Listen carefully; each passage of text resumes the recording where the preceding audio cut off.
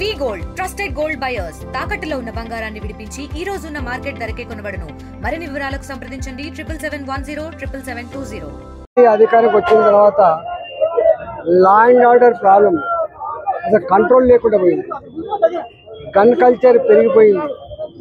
భూ ఆక్రమణలు ఇవాళ గోరక్షకులుగా నేను నిత్యం చూస్తూ ఉంటా. ఇక్కడ ఎంపీగా మేడ్చల్ పోలీస్ స్టేషన్ కావచ్చు, షామీర్పేట్ పోలీస్ స్టేషన్ కావచ్చు, కీసర పోలీస్ స్టేషన్ కావచ్చు, గడికసర పోలీస్ స్టేషన్ కావచ్చు, నిత్యం కొన్ని వందలాది ట్రక్కులు కదిలిపోతూ ఉన్నాయి. ఇది ఒక పెద్ద మాఫియా లాగా తయారైంది.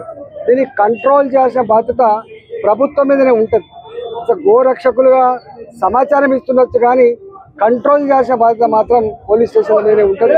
కానీ ఎక్కడో పోలీసులు పూర్తిగా విఫలమైన సందర్భంలో గోరక్షకులుగా బయటకు వచ్చి అక్కడక్కడ సమాచారం ఇవ్వడం కానీ అక్కడ ఆపే ప్రయత్నం చేస్తున్నప్పుడు ట్రక్కులతో గుద్దడం ఇవాళ ట్రక్కుల్ని వీళ్ళ కాళ్ళ మీద నుంచి పోడించడం. ఇవాళ 3-4 వెహికల్స్ ఒక్కొక్క ట్రక్ ఆవులు తోలుకపోయేటువంటి ట్రక్ కి 3-4 వెహికల్స్ ఇలా కత్తులతో గుండాలు దాన్ని కాపలా కాసే పద్ధతి. ఇది ఆపాలని చెప్పి చాలా రోజులుగా ఇక్కడ డిమాండ్ వస్తూ ఉంది.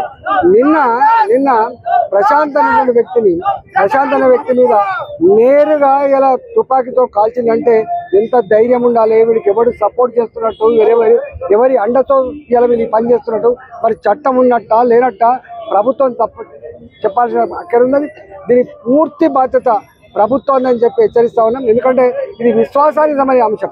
ఇదేదో ఆవులు అమ్ముకునేటువంటి వ్యాపార సంబంధించిన అంశం కాదు.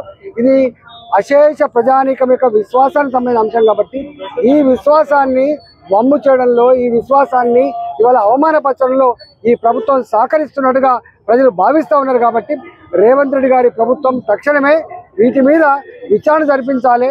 ఎవరైతే ఈ ఫైరింగ్ చేసిందో, ఎవరైతే గతంలో కత్తులతో పొడుస్తూ ఉన్నారో, ఎవరైతే వీళ్ళు వెహికల్స్ తో చంపే ప్రయత్నం చేస్తున్నారో వాళ్ళ మీద చర్యలు తీసుకోవాలని చెప్పి ఈ ప్రభుత్వాన్ని హెచ్చరిస్తా ఉంది. హిందూ సమాజం మీద జరుగుతున్నటువంటి దాడిని నిరసిస్తూ బీజేపీ ఈ రోజున ధర్నా కార్యక్రమం చేపడతా ఉంది, పాదయాత్ర చేపడతా ఉన్నారు. కానీ అయినా కూడా ఇలా జరుగుతూనే ఉన్నాయి. దీని కాల్పులే జరిగాయి. సో ఇదంతా ఎంఐఎం అండదండలు ఉన్నాయని చెప్పి అండదండలు ఉన్నాయి.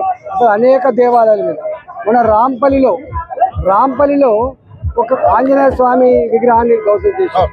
అంతకుముందు ఇదే సికింద్రాబాద్ లో ముత్యాలమ్మ టెంపుల్ ని వాళ్ళు విధ్వంసం చేశారు. ఇవాళ 40-45 గుళ్ళ మీద ఇవాళ దాడులు జరిగినాయి. ఈ దాడి జరిగినప్పుడల్లా వీడు సైకో అనో లేకపోతే వాడు మతిస్థిమిత లేదని చెప్పి తప్పించుకున్నారు తప్ప ఇది తప్పు. ఇది విల్ఫుల్లీ ఇంటెన్షనల్లీ ఇవాళ ఎక్కడో రెచ్చగొట్టే ప్రయత్నం చేస్తున్నారు. సమాజంలో అశాంతి ప్రబలే ప్రయత్నం చేస్తున్నారు. ఇది మంచిది కాదు అని చెప్పి ఈ ప్రభుత్వాన్ని హెచ్చరిస్తాం. తెలుగులో న్యూస్ కి ఫాస్టెస్ట్ యాప్ ఇప్పుడు టోటల్లీ న్యూ అవతార్లో జస్ట్ 5 seconds లో కంప్లీట్ న్యూస్, సోషల్ మీడియాలో ట్రెండ్స్ కి one stop solution, live TV app, voice search option తో ఇప్పుడే డౌన్లోడ్ చేయండి లేదా అప్డేట్ అయిపోండి. యాప్ లింక్ డిస్క్రిప్షన్ లో ఉంది.